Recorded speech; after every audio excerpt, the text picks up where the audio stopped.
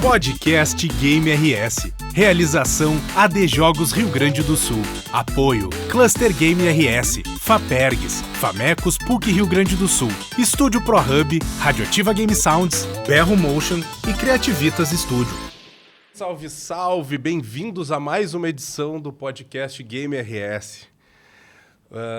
Podcast que tem a pretensão de contar um pouquinho da história da produção de jogos aqui no estado e que é uma parceria da AD Jogos, Associação de Desenvolvedores desenvolvedores de Jogos do Estado do Rio Grande do Sul, e do Cluster Game RS, um ecossistema de produção e pesquisa de jogos. Lembrando sempre que é muito importante deixar o seguir, dar o joinha e ir atrás das nossas arrobas, né? @adjogos, @clustergamesrs, @fapergs, @famecos.puc.rs e @estúdio ProHub. Eu sou Lucas Figueiredo, eu sou diretor de áudio na Radioativa Game Sounds e hoje eu estou acompanhado aqui de duas lendas da produção de jogo aqui e responsáveis diretos por muita coisa que a gente vê, porque, né, tem todo um background acadêmico também na parada. Eu estou aqui com o Cristiano Max e com o Marçal Branco. Muito bem-vindos. Obrigado, tia. E contem um pouco de vocês, que é a primeira coisa. Apresentem-se. Quem são vocês? Tudo bem? Tu quer começar? Pode começar. Posso começar, então? Eu prefiro que tu comece, que eu posso te desmentir depois. Exatamente, eu pensei nisso. Mas, enfim, então não vou mentir muito. Tá? Começamos bem. Então, eu sou o Cristiano Max, né?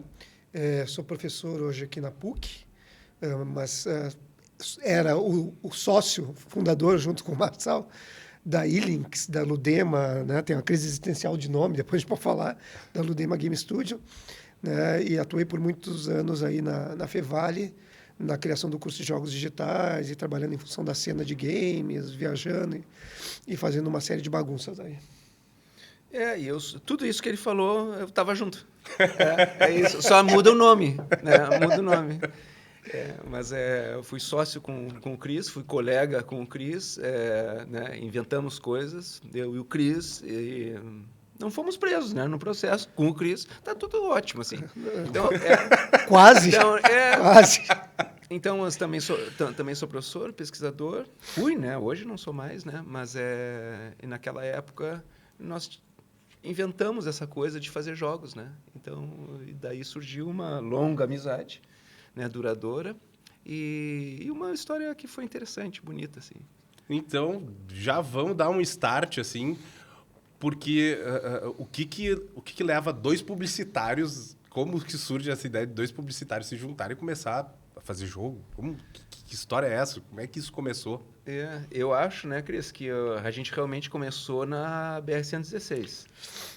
Porque nós éramos colegas, né, na universidade, na Fevale, em Novo Hamburgo, e a gente vinha para cá, para Porto Alegre, todos os dias, né? E aí o Cris me dava carona e a gente falava das coisas que a gente gostava, né? Então, várias coisas que a gente não vai comentar aqui, mas uma era jogos, né? E eu acho que, eu vou dizer, eu sempre amei jogos e alguns jogos foram muito importantes para a minha vida, né? Agora, o Cris, eu me espantava com o conhecimento que ele tinha sobre absolutamente tudo em jogos que já tinha acontecido. Mas é que eu acho que assim, a gente veio conversando na BR e se juntou em função das caronas, né? E tinha também um momento daquela época na instituição, né? Na Fevale, em que eles estavam montando a parte de pesquisa, né? E a gente estava com os doutorados e tudo indo, funcionando e terminando.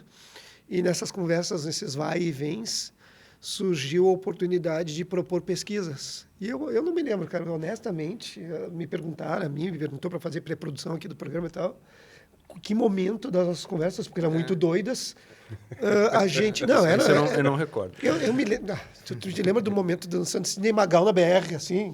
Lembra? Tenho um mundo... Eu tenho o direito de ficar calado, né? Mas no, Tudo que for dito aqui mas pode no ser. meio dessas loucuras todas, uma hora ou outra, de tanto a gente falar de game, que gostar disso, gostar daquilo, surgiu a ideia de pesquisar, porque a gente estava iniciando os doutorados, alguma coisa assim. Isso, é. E os dois disseram, não, mas eu estou pesquisando games no doutorado. E o Marcelo, E eu não, mas também. quadrinhos e games, eu tô aí. E aí essa doideira começou dos games, porque assim, a empresa vai começar um pouco depois desse vício, dessa ideia de games na nossa vida com pesquisa, com outras coisas, né? E aí nesses vai e vens, na BR, já fazendo os doutorados, isso e aquilo, a gente não consegue descolar da parte acadêmica, que nem a gente disse, né? Porque acontece, antes da empresa, a gente começa a ir e vir e se conhecer, a gente começa os doutorados a apontar, a gente começa a gostar das coisas, começa a jogar juntos e fazer coisas juntos. Eu me lembro muito da gente sair final de tarde da Fevale, 5 da tarde, ir para o centro de Novo Hamburgo, jogar na Lan House COD, né, Call of Duty ou Medal of Honor, né? Inclusive, se alguém jogou contra algum alface, era o Marçal, tá, o nickname.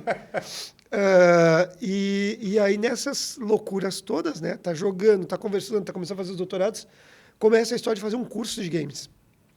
Então, Havia um processo naquele momento, né? Na verdade, o país estava num momento muito esperançoso, né? De futuro, tudo. As coisas estavam acontecendo de uma maneira interessante. E na universidade havia um processo de abertura e expansão muito forte. E que a gente, eu acho até um pouco por causa da publicidade, Sim. né? A gente via as oportunidades assim. E aí, claro, né? Ao pensar nos doutorados, né? A gente encaminha. Porque aí, quando tu tem um processo institucional como o processo de doutoramento, isso ajuda uma série de coisas, né? Dentro da universidade. E a gente começou, né, Cris? Nós nos tornamos... Não me lembro, o Cris é bem melhor que eu de memória. Nós nos tornamos coordenadores. Não, tu era coordenador? Não. O que acontece é que quando cria as datas que nós estamos falando é em torno de 2004, 2005. Tá? Perfeito. Então, nós estamos falando de 20, 21 anos atrás, né? E 2006 o governo lança o Catálogo Nacional de Cursos, que aí tem os tecnólogos, que é essas oportunidades que o Marcelo fala. Quando a gente começa a pesquisar, a gente está falando de 2005, os nossos doutoramentos. Pesquisar, eu digo, dentro da universidade institucionalizar essa pesquisa em games. Então, tem os doutorados e a pesquisa em games. Essa pesquisa em games, por ser publicitária, a gente não ficou só na história que era o que a gente fazia, de fazer uma análise narrativa, de dizer a estética. Que era legal também. Que era legal, a gente estava fazendo aquilo nos doutorados. Mas a gente começou a olhar e dizer para o olha o tamanho do mercado. Olha quantas pessoas. Olha como dá para empregar gente aqui. Nessa época, tu falar em games dentro da universidade era assim, o que esses caras estão falando? Sim. Porque existia essa coisa, games não é uma coisa séria, né? Hoje é impensável a ideia de que um dia não fosse sério, né? Mas a seriedade vem pelo poderio econômico. Sim. Né? Então, porque assim, o game entrava nas universidades só como uma pauta negativa.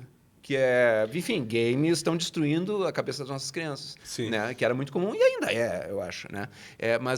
Então e aí o Cris e eu, a gente começou a ver os dados da realidade. Olha, a gente está falando de uma indústria aqui milionária. E naqueles anos, né, foi quando os games passaram a indústria de cinema, Isso, né? 2013. E aí a indústria de cinema tem esse elan, assim, né?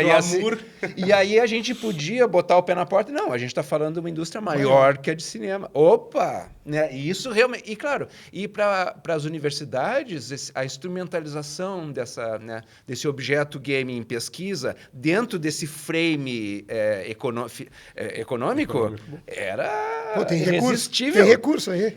E aí a gente criou uma extensão, né? Que eu acho que foi a nossa primeira... Foi a pesquisa, e veio a extensão, veio os eventos, a gente começou uma série de... Isso. E aí foi muito interessante. Foi muito interessante. E isso foi daí que as oportunidades começaram a surgir para a gente, Tudo isso é preâmbulo para a empresa. Sim, né? Perfeito. Foi aí que aconteceu. Nós inventamos então vamos fazer uma porra de um game. Né? Porque era isso que a gente queria. Sim, né? justo, Era né? isso, Pô. né? Então, o que a gente fez? A gente chamou gente, abriu uma pesquisa? uma extensão, né? Um projeto de extensão, e aí chamou um monte de gente. E lotou de gente. E aí lotou de gente. E assim, para quem trabalha em universidade, assim, eu queria um bolsista, mas não tem. As pessoas não estão interessadas, porque não sei o quê. E os gente, nossos a gente eram abria as apaixonados. portas, a gente tinha que dizer, não, tu não. As pessoas queriam, né? E aí, claro, todos os outros professores, e a gente não era pesquisador... Oficial, né? Oficial, né? Ainda, a gente não estava num programa ainda. Sim. Né? Então, professores começaram a olhar, né? Assim, então, o que está acontecendo lá? Então, as pessoas queriam estar com a gente, porque a gente estava falando uma coisa que era pungente assim, para eles, né? Era linguagem, né? Enfim. E aí... Bom, cronologicamente, não vamos recordar como a gente fez.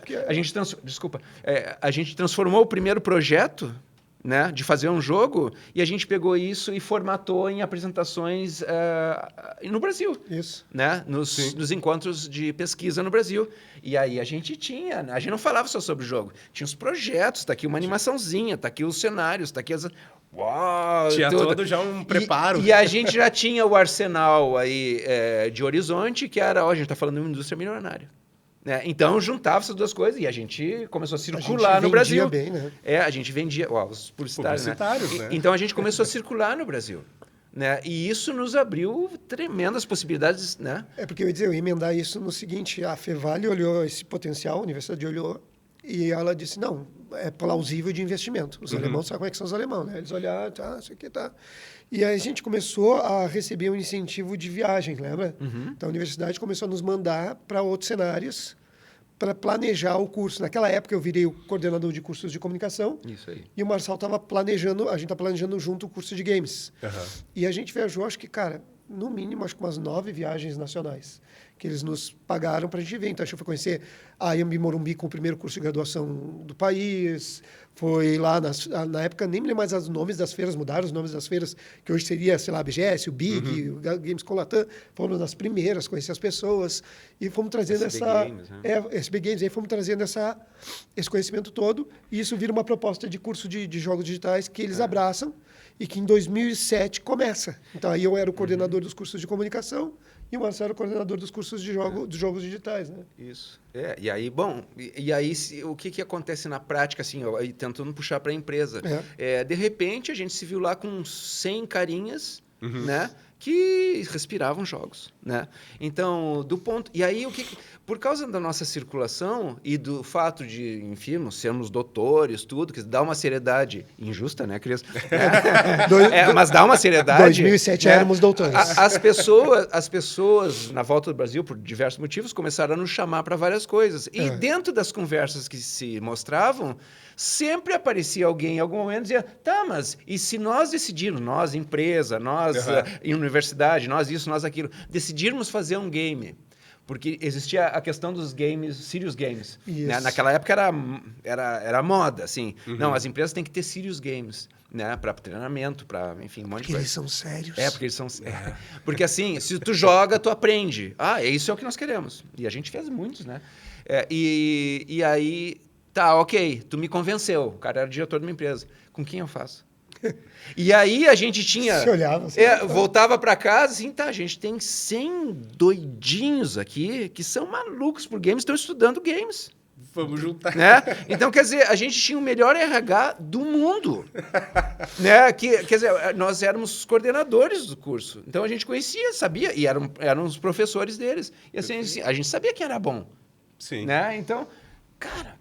Né? Eu não sei se foi tu que falou, né? Mas enfim. Então, isso eu não lembro na estrada aqui. Agora, um dia a gente falou, cara, vamos abrir uma empresa. Deixa a história mágica, diz assim, vocês estavam na estrada, se olharam e falaram ao mesmo tempo, vamos abrir uma empresa. Eu vou te dizer que é bem provável que tenha sido isso. Que a gente se olhou e mentalizou. O nosso tempo de estrada, todos os dias, era o nosso tempo de brainstorm. Realmente, ali é onde as coisas aconteciam, né? E até a gente matou aquelas pessoas atropeladas, né? Bom, mas então, ali que a gente fez, né? E a gente criou, cara, vamos abrir, vamos abrir. E vamos chamar fulano, ciclano. Porque a gente tem o RH, entendeu? Perfeito. E assim, para a universidade é uma maravilha. Né? Tu pega o aluno direto da sala de aula e põe ele direto dentro da empresa. Mas eu me lembro que o nosso primeiro, aí falando da Ilinx, porque abriu como Ilinx, né, o nome. E o nome já bem acadêmico, né? Porque Ilinx é uma categoria de tipologia de jogos para caloar, aqueles estudiosos e tal. Jogos que causam vertigem. O cara disse que tem 4 tipos de jogos. Não sei se eu concordo, mas na época era o que tinha de conceito e a gente era bom de discutir. Valida, né? E Ilinx é um tipo específico de games que são aqueles games que se baseiam na oferta de sensações físicas. Né? Então, jogos de vertigem, né? Então, por exemplo, super velocidade, ou que move o teu corpo. Montanha-russa. Tipo né? São aqueles jogos que a gente joga pelo prazer de se mover, de se, né? Sim. Então, esse tipo de adrenalina. Então, vamos botar aí, Link, super pretencioso, né? Mas a gente colocou, né? E a gente abriu... né? A gente abriu, acho que era 2008, início de 2008, se não me engano. E a gente, na época, estava recém iniciando o curso. A gente convidou, eu me lembro do Der, eu me lembro do Marcelo Abadi. Tinha mais um outro que andava com o Der Abadi, que eu não estou lembrando o nome, infelizmente, né, que foram os primeiros. Se eu não me engano, e aí eu acabei não lembrando, a Gil falou para mim, a minha esposa, né, que teve um jogo, acho que específico, que a gente, na época, pegou como primeiro job para chamar eles. Foi da própria universidade. Ah, era da própria universidade, tá. E a gente acabou indo para incubação dentro da universidade. Que aí tinha a universidade em Novo Hamburgo, e tinha um campus de pesquisa de Tecnopuc, tipo Tecnopuc, né, o Tecnopark deles. Que era um problema pra gente, né? Que era em Campo Bom, que esse era um bom problema. Que era em Campo Bom, e a gente queria fazer tudo meio certinho, né? Então, não, vamos fazer, não pode, estagiário só pode a cada 6 funcionários, então vamos contratar ele CLT. A gente começou bem ajustadinho assim. Só que esse campus era em Campo Bom, e a logística para chegar lá de ônibus era impossível para os guris. Então, o ônibus era o carro do Cris. Então, todos os dias. Eu não precisava acordar cedo, porque normalmente o nosso período na universidade era tarde e noite, 40 horas, trabalhando toda tarde e noite. Mas eu acordava de manhã cedo, 6 e pouco, e ia até uma determinada parada que todos se encontravam para levar eles para Campo Bom todos os dias. A van do tio Cris. A van do tio Cris. Isso aí. E é todos os dias. Ali a gente acabou conhecendo a agência, tudo, que até se tornam agências grandes, colegas de incubação, de parque, e a gente estava tentando fazer daquele jeito para provar um caminho da universidade para ver se funcionava. Né? E a gente logo abril, já tinha um game a ser feito, que era um game legal, assim, que é para uma universidade. E aí nós fizemos, isso nos deu já uma experiência, porque na prática, né, a gente não tinha feito, né? A gente estava fazendo, né? A gente estava no processo de fazer dentro da extensão, mas a gente não tinha feito um game do início ao final. A gente só sabia como fazer. Né? E a gente conseguia convencer os outros. E a gente tinha a gente conseguia convencer. Mas a gente era tão apaixonado, cara, que era fácil. Porque assim, é porque a gente queria fazer. Então, assim, vocês conseguem fazer isso? Conseguimos! Mas assim, deixa que a gente evidente. Sabe. O problema nosso era acertar o orçamento só, né? Não, a gente errava tudo, mas fazia o game. Fazia o game. Então, a gente fez o primeiro game e era um game legal, funcionou e tudo, e logo depois foram... Mas Então, até linkando com isso, assim, como é que foi esse primeiro projeto? O que foi esse primeiro projeto que vocês fizeram? Assim, como é que... Era uma coisa para vestibular, né? Era para vestibular, como se fosse um jogo que também... Porque na época tinha muito essa brincadeira das APIs de Facebook para fazer jogos meio sociais, meio de rede social. E era a ideia de um simulador, né, um The Simzinhos, assim, de um aluno que tinha o seu quarto, ia estudar, pegava essas coisas. Então, ele ficava dentro desse universo, assim.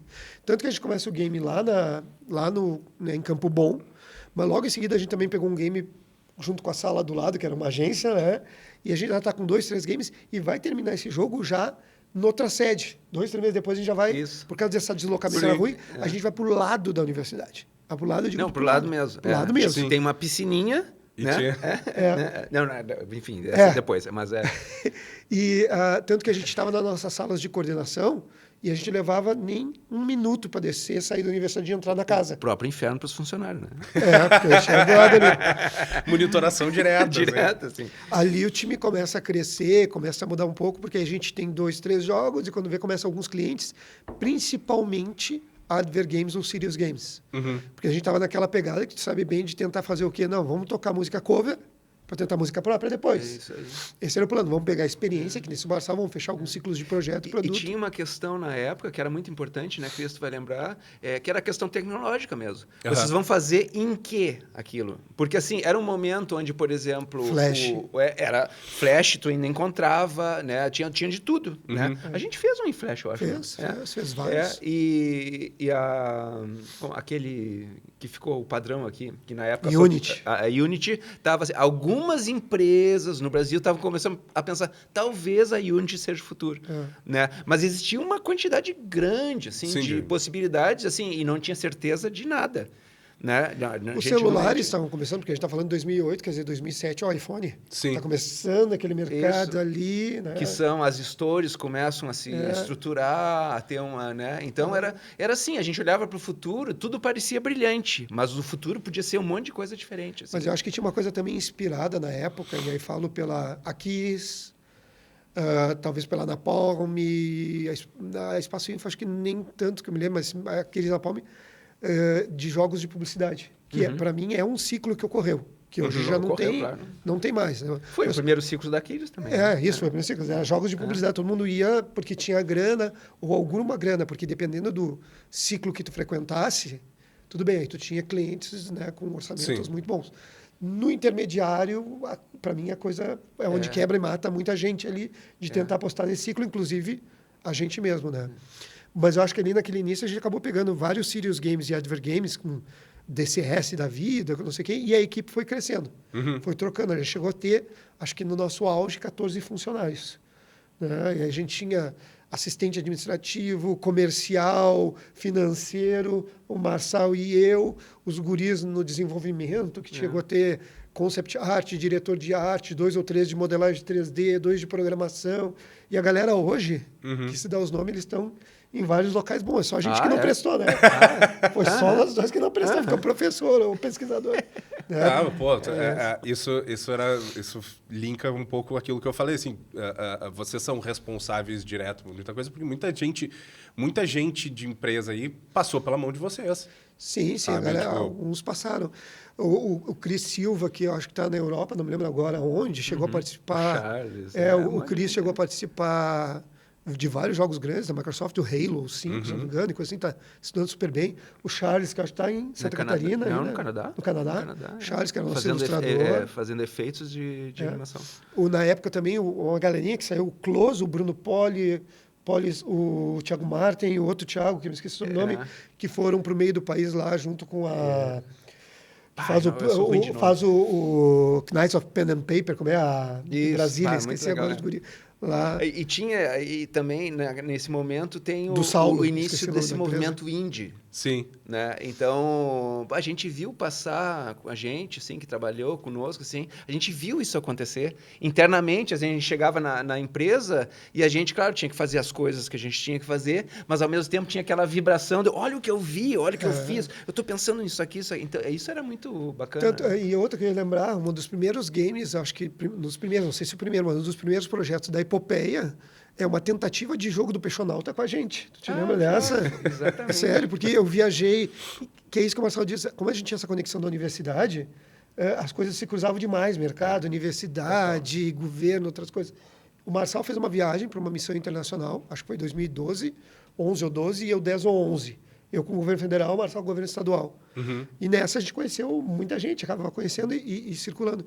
E na missão de 2010 eu acabei conhecendo o pessoal da TV Pinguim, né, que faz o Peixonauta, o Show de Luna, e todos esses outros desenhos. E a gente fez... me lembro da época que era assim, no amor, como a gente conhecia os caras gostavam da gente. Porque tinha uma coisa sincera, assim, né? Tinha uma vontade...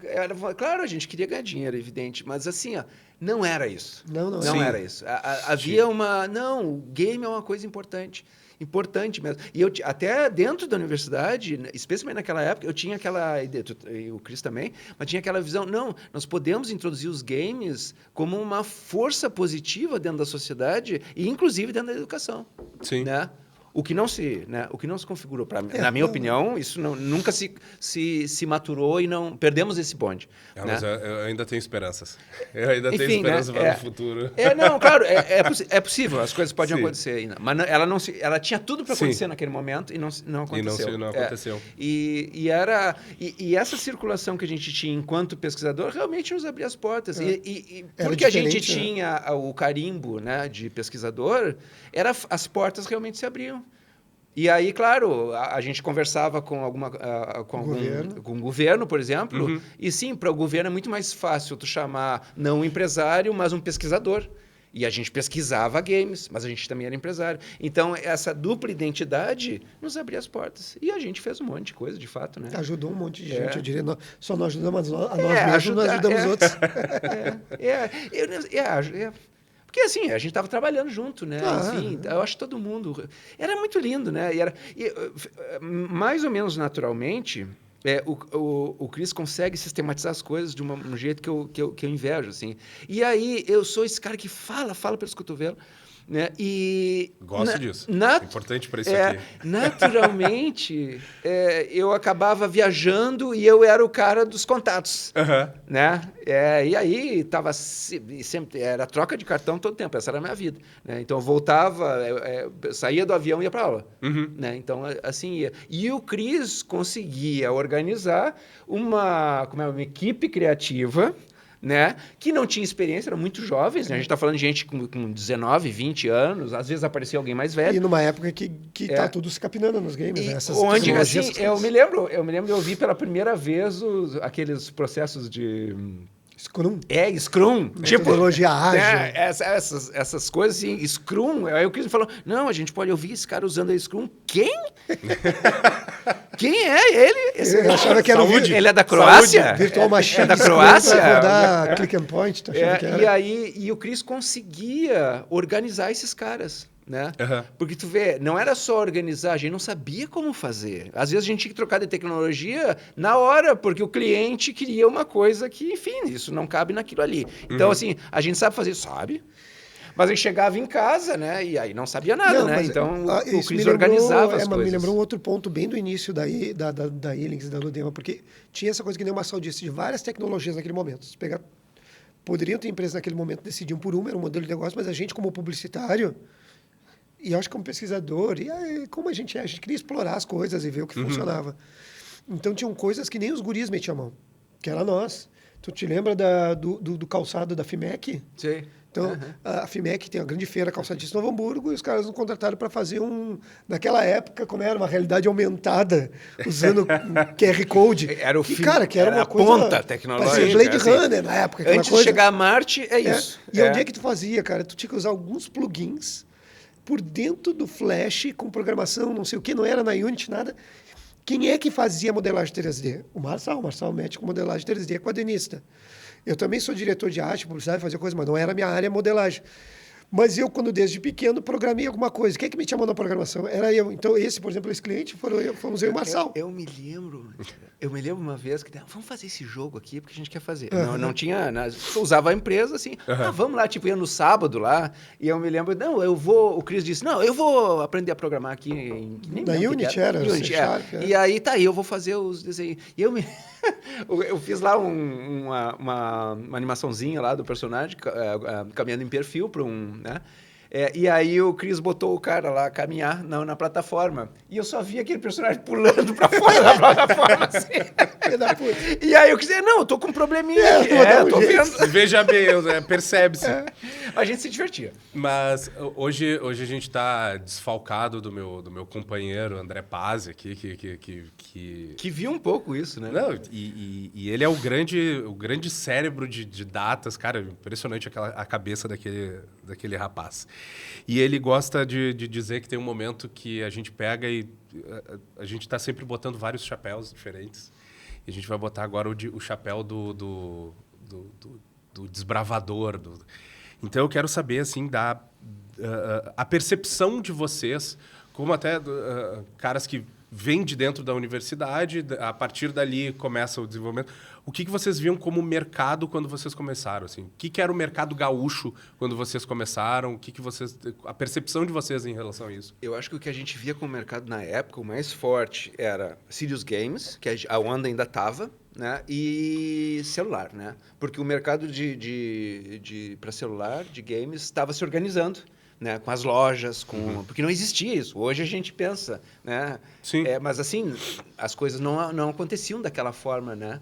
Então, eu acho que esse era o horizonte, né? Assim. Eu acho que era Sirius e publicidade e mobile, assim, não era essa coisa do jogo próprio, dessa distribuição que a gente tem hoje, de Steam, de todas essas tecnologias, assim, ou até um acesso a console mais simplificado que a gente tem hoje, naquela época era... Tinha uma coisa, né, Cris, assim, que até... o fato de tu fazer jogos, escolher fazer jogos, era uma coisa... Tinha um quê de heróico, porque a percepção que a gente tem de maneira geral ainda é, mas era, então, mais colonizada ainda. Quer dizer, quem faz jogos? Não nós. Os americanos, não os nós, japoneses, brasileiros. Né? Sim. Né? Por quê? Porque... porque isso não é pra gente, né? Então a gente consome de outros, essa é a colônia, Agora né? eu me lembro de eu estudando muitos modelos de negócio para a gente tentar ver como é que fazia a virada. Nos sítios e na publicidade, beleza, prestação de serviço, cobra o quanto quiser a margem Porque que dava. a gente, como publicitário, entendia isso. Mas, sim. mas assim, não dava para cobrar a margem. Se quiser, depois te conto casos assim, homéricos de que, bom, foi por isso que a gente quebrou. A gente se baseou ali e ferrou. E no mobile eu me lembro muito, que aí era uma discussão minha com o Raguzzi, que era professor na Fevale, mas era nosso funcionário também ali, tinha saído da Saltlogic, né? Da gente semanalmente, eu e ele, o Bruno, às vezes sentar e ter que rediscutir as API que mudavam a todo momento, para a gente entender, tá, a propagandinha do Google dentro, como é que faz aquela monetização de merda? Ganha não sei quanto por view, as porrinhas. Aí eu me lembro de uma vez com o nosso jogo próprio, que foi o único de entretenimento que nasceu, que foi o Zumbies, né, o Olympic Zumbies, que a gente mandou para uma publicadora que ia nos auxiliar, e ela voltou com uma lista, acho que de 14 ou 15 coisas, dentre as quais um monte que era inserção de publicidade. Que nós mesmos, como publicidade, já tinha inserido alguma coisa, mas o mercado tinha, assim como hoje, né, um olhar para, cara, aqui entra publicidade, aqui entra publicidade, se ele fez isso aqui, entra publicidade aqui, entra vídeo ali, para poder fazer essa monetização exacerbada, né? Então, esse era o mercado, era o mercado que a gente circulava naquela época. E muito, eu me lembro daquela, como é que eu vou dizer assim, lenda urbana da época das lojas, né, com a App Store e a Play Store nascendo. Disse, não, no Android tu dá de graça e cobra nos itens, que aí tu faz o jogo com purchase, né? Tu vai cobrar os itens e tu compra. Na Apple tu cobra o jogo, porque o público da Apple, então, nós como publicitário vendo esses, não tinha nenhum relatório, mas os relatos apareciam em algum lugar ou outro, uma publisher dizia isso ou outro, então tu ia tateando aquelas coisas, né? Mesmo, assim, não era sistematizado, né? A gente tentava, né? Até na nossa experiência como pesquisa mesmo. Né? Sim. Então, claro, a gente tinha aquela coisa. Mas era tudo um achômetro, assim, né? E tinha coisas que eram lei, mas que a gente dava uma olhada, tá, isso não tem nada aqui. Não tem nada aqui embaixo. Né? Então, mas eu me lembro assim, e não era chute que eu diria assim, mas era uma especulação tremenda, assim, né? Tentando ver como é que funcionava. Esse jogo do zumbi, ele chegou a ter, acho que 40 mil downloads no lançamento, que na época era fenomenal. A gente ficou primeiro na França, né? Pistola, na Inglaterra. Na Inglaterra também, porque saiu no jornal inglês sobre o jogo e tal, porque tinha caminhada zumbi, e como o jogo tinha essa temática... Era no ano das Olimpíadas, isso, em Londres. Perfeito. E, só que assim, cara, a gente não ganhou nada. Nada. Não, vamos chegar lá, mas foi pior que não ganhar nada. A gente quebrou. Então tá, então nem só de sucessos vive a vida. Conta um pouco mais dessa história. Aconteceu uma coisa que, né, naquela época, ainda mas naquela época era pior. A ideia uma das principais questões do modelo de negócio das empresas de tecnologia, e os games entravam nisso, apesar, né, da gente poder considerar diferente, era que tu ganhava dinheiro, isso é uma aberração, tá? Mas que tu ganhava dinheiro vendendo a empresa. Tu abre a startup, enfim, é o que tu vê hoje ainda, né? Sim. Tu abre a startup para quê? Para ela ser olhada e entrar o dinheiro lá dentro. Né? Então, por que eu falo que a aberração não tem nada errado nisso? Não, mas assim, a gente pensa... Um sócio, puta que pariu. A gente... Tu esqueceu isso? Eu lembrei agora. Então, a gente pensava, né? A empresa já assim, não. A gente abre a empresa, a gente faz alguma coisa aparecer que vai entrar o capital. Entendeu? Não tem nada errado. O errado é pensar que esse é o único jeito. Né? Mas a gente não estava desenhado para isso, a gente não tinha. Não, enfim, e aí a empresa, de certa forma, aparecia bastante. Até nós viramos... nem sei mais que nós viramos. Era vice-presidente, presidente. Sei lá o que é. A gente acabou... Das associações. Né? Das associações aqui do Rio Grande do Sul. A Abra Games, aqui do Rio Grande do Sul. Né? E, claro, Tu foi vice da Abra Games de educação. Isso. Eu nem me lembro. Era legal, eu tinha contato com... Era bacana. Bom, e aí a gente aparecia bastante e assim, as pessoas acreditavam na gente, porque a gente já tinha experiência de alguns anos fazendo jogos, né? A gente entrava nos governos, no BNDES, tinha amigos nos ministérios, enfim, a gente circulava. E aí... Um dia surgiu, porque essas coisas surgiram, né? Um cara ligou, oi, tudo bem? Não, eu queria conversar contigo, porque eu era o coordenador do curso de jogos, eu queria conversar a respeito de investimento, né, na área de games. Eu tô querendo diversificar, né, os meus investimentos, tá? Eu veio aí, cara, né? E aí pronto. E aí o cara que veio se tornou nosso sócio, entrou com dinheiro, né? E aí chegou, esse foi um momento de virada, assim, né? Uma virada para baixo. Mas é injusto falar assim. Não, mas vamos dar o contexto do momento em que ele chega também. Assim, nós estamos falando, acho que a chegada dele é 2012, se eu não me engano, tá? Por aí, 11 para 12. Mas nós já estava quebrando. Nós tivemos vários ciclos de quebra, se o Marcelo lembra, né? Porque a gente tentava fazer isso dos jogos de publicidade e os Sirius, só que não pagava a conta, porque a gente não conseguia cobrar o que devia. Enquanto a gente sabia dos nossos amigos da Quiris, o Isga falava pra gente, não tinha como. O círculo de jogos da Quiris era uma das grandes agências e grandes clientes, porque... eles já estavam saindo disso porque estava secando nesse momento. E eles já nasceram ali, então foi muito bom. Eles tiveram, né, uma pujança. Porque em 2012, a onda dos jogos para advertising já estava estava começando a esfriar. Então, nós tinha, eu me lembro do número, num determinado momento, que foi ali por 10, 11, ali, nós tinha todo início de mês, 30 mil reais. Era mais ou menos isso. Todo início de mês, nós tínhamos que ter 30 mil reais para pagar custos fixos e funcionários. Uma coisa, né, que é importante dizer, especialmente para quem, né, é interessado ali, né, a gente fazia totalmente Caxias. Quem trabalhava conosco, né, era, né, a gente pagava todos os direitos, todos os direitos, tudo, não tinha como tinha que ser. Como tinha que ser, né? Não era um modelo que eu não vou dizer mal do modelo assim, mas não é um modelo PJ. Não é um modelo, tu é PJ, vem para o projeto num tempo como o audiovisual faz, que hoje os games também adotam bastante esse modelo. Isso. Até porque eu acho que talvez pela sustentabilidade e a viabilidade de processos seja interessante. Mas o nosso não, era um modelo agência. Mas era assim, 30 mil todo início de mês. Se não tivesse, basicamente... Sim, estava ferrado. 3 meses depois, tu tem 90 mil de débito. De débito, né? Então, e acontecia comigo, com o Marcelo, volta e meia, tinha que pegar empréstimo para segurar. Porque eu vou contar esse momento, assim, antes de entrar no... Mas eu acho que os empréstimos foram depois da virada.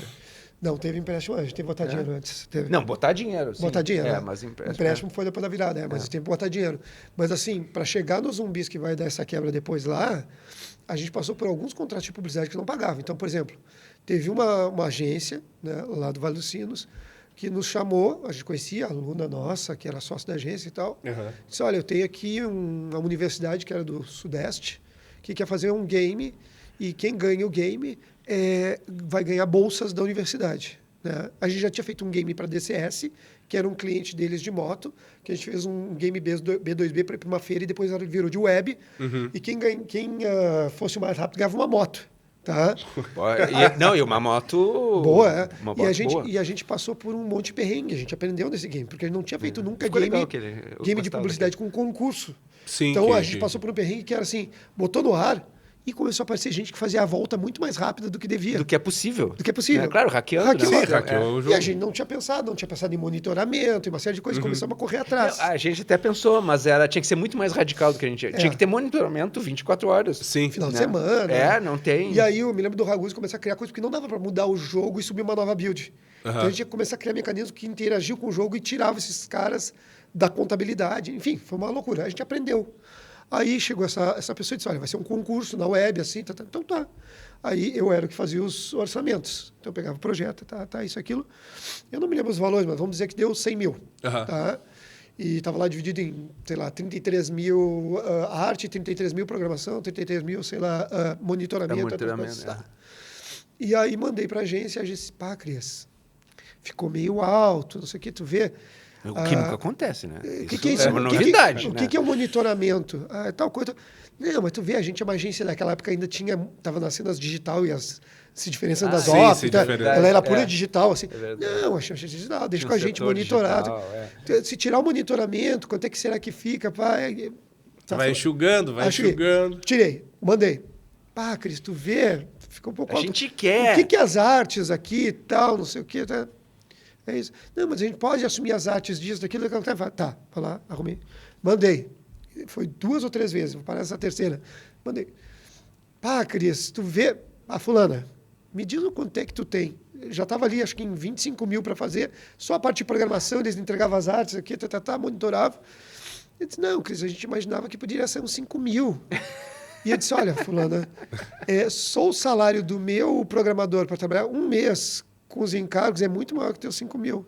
Então, eu não sei como é que eu vou fazer. Então, para mim, isso retrata o cenário do fim do ciclo da publicidade, que era um lugar que nos destruiu. E aí a gente não pegou empréstimo, mas a gente botava muito dinheiro da gente. Eu, pessoalmente, pegava empréstimo, porque eu não tinha de onde tirar muito dinheiro já para botar naqueles momentos que a gente precisava. Eu não roubava, assim. Eu tinha mais liberdade. Era mais fácil com o Marçal. E aí, quando a gente estava nesse fundo assim, nesse local, surge o exatamente. sócio. Aí surge o sócio. De repente entra dinheiro. Né? Mas aí entra, não somos mais 2 sócios, entra um terceiro cara. Né? E com ele tinha, equalidade. Né? Ele botou uma grana, a gente fez o valuation. Né? Quanto é que valia ali? Percentual que ele ia comprar. Ele tinha muita grana, mas ele comprou aquele percentual ali. E ele não poderia trabalhar na área de origem dele, porque ele teve a empresa comprada. De um contrato. Ele não era da área de área de 2 ou 3 anos, ele não poderia abrir uma empresa concorrente na área dele. Ele não mora na área. Eu quero, nesses 2, 3 anos, eu quero investir em outra coisa. E aí ele nos acreditou, ele veio conversar e ele ficou impressionado. E aí nós fechamos, né? E foi rápido até, né? Sim, foi bem rápido, assim.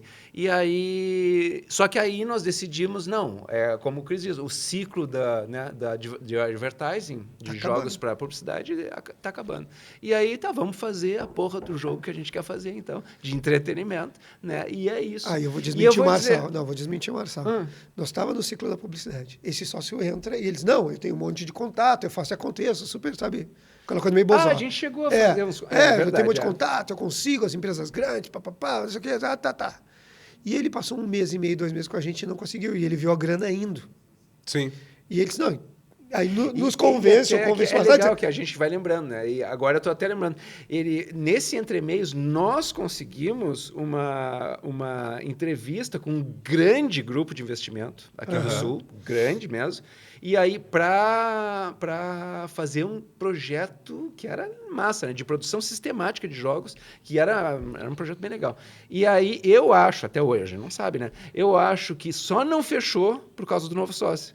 Sim, porque ele era um cara de outra área. Sim. E que, tipo assim, eu não vou botar dinheiro aqui quando tem um sócio que está ali só pela grana. Só pelo então, eu acho que... E aí a gente estava num ciclo de uns 2 meses e pouco, ele se apavorou, porque a gente não começou a pegar jogo, não conseguiu fechar. Esses amigos poderosos que ele tinha não serviu para nada. Já era 60 e poucos mil perdido em 2 meses, ele tinha posto 120. Tu entende? Faz as contas, ele diz, não, nós temos que apostar no que vocês acham que vai dar, o entretenimento. E aí ele convence a gente de, vamos fazer os zumbis, então, né? Eu fiquei, não, mas é isso, porque na minha cabeça foi para isso que, né? Sim. Foi para isso que a gente abriu a empresa, né? Que é para fazer os jogos que a gente Esse quer. é o objetivo. Eu estava apavorado. Não, mas assim, foi por isso que a gente abriu. O objetivo era, mas eu financeiramente estava apavorado. E aí... eu acho que eu estava só dormindo mais, não só isso. Mas eu não estava apavorado. Eu só estava dormindo. E aí, vamos fazer. E aí, por isso que essa parte, que é o último ano da empresa, né? Que é o 2012. É o dobrar de sinos da empresa. Para mim, é a parte que eu, apesar das preocupações, é que eu me lembro com mais carinho. Por quê? Porque, de repente, nós resolvemos fazer um jogo que é um jogo que a gente acreditava. E aí, com uma equipe massa, né? Com artistas bons, com programadores eficientes, e aí com a experiência que a gente tinha. Sim. E aí começou a aparecer o jogo, e eu assim, nego, é para isso que eu vim nessa vida. Né? E aí o dinheiro indo para baixo. Mas assim, os próprios funcionários mais felizes. Porque, claro, a gente estava no caminho de um jogo de entretenimento. Em vez de fazer Serious Games para Coca-Cola. E aí a gente programou um ciclo de 4 meses para produção. Pegamos empréstimos, né? Porque aí o dinheiro ia indo. Aí o sócio novo diz, não, vamos pegar empréstimos, temos que pegar, para segurar. Quando esse ciclo estava finalizando, nós já estava com o ciclo iniciando de outros jogos, né? A gente queria jogos próprios, então esse era o Olympic Zombies. A gente teria os Zongs, que seriam umas caixinhas animais falantes ali, que era Zoo mais Songs, né? Zongs, que era para crianças, assim, meio musical. E tinha um The Office, lembra? The Office. Que era uma batalha dentro do escritório. Esse era o que eu Os Zongs chegou a ter um slice, chegou a ter um funcionando. O The Office não que aí morreu, que era uma batalha dentro do escritório. Era para as artes. Era para brigar dentro do escritório, fazer, né? Até depois ia perguntar para vocês assim, se vocês tinham algum projeto que vocês não conseguiram tirar do papel mesmo, e se isso trouxe pelo menos algum ensinamento para vocês, alguma coisa em relação a isso, porque uma das coisas desse projeto do podcast também é mostrar para uma galera que está se interessando que nem tudo são flores, nem tudo são as mil maravilhas, mas que tudo é um aprendizado. Então, claro. Eu acho que esse é o aprendizado principal do ponto de vista de negócio, né? Assim, a gente apostou numa galinha, numa só, né? Que foi a final e ela não deu certo, né? E claro, a gente tem, e eu vejo isso como artista, né? A gente tem essa tendência. Eu me lembro quando eu era adolescente desenhando, eu fazia um desenho que eu achava legal e eu pensava na minha cabeça assim, quando eu mostrar isso aqui para editora, para não sei o quê, o mundo vai se abrir para mim. E de certa forma, quando tu abre um negócio, é assim também. E eu acho que tem que ser um pouco, né? Porque isso te dá o impulso para trabalhar, porque é um trabalho insano, né, Cris? Né? É todo o tempo nisso, né? E aí e aí a gente... Não, quando nós mostrarmos o jogo que a gente tem, né, tudo vai se abrir, né? E o jogo ficou bem massa, ficou bem legal, assim. Eu tenho muito orgulho, assim, de ter feito, de ter produzido, mas ele não deu certo, do ponto de vista financeiro, né? Não deu certo. E aí, claro, não só a gente não... Né? O sócio se mandou. Não, o sócio se mandou. Não, ele se mandou na hora. Ele é muito esperto com dinheiro. Na hora que ele viu que estava furando, ele...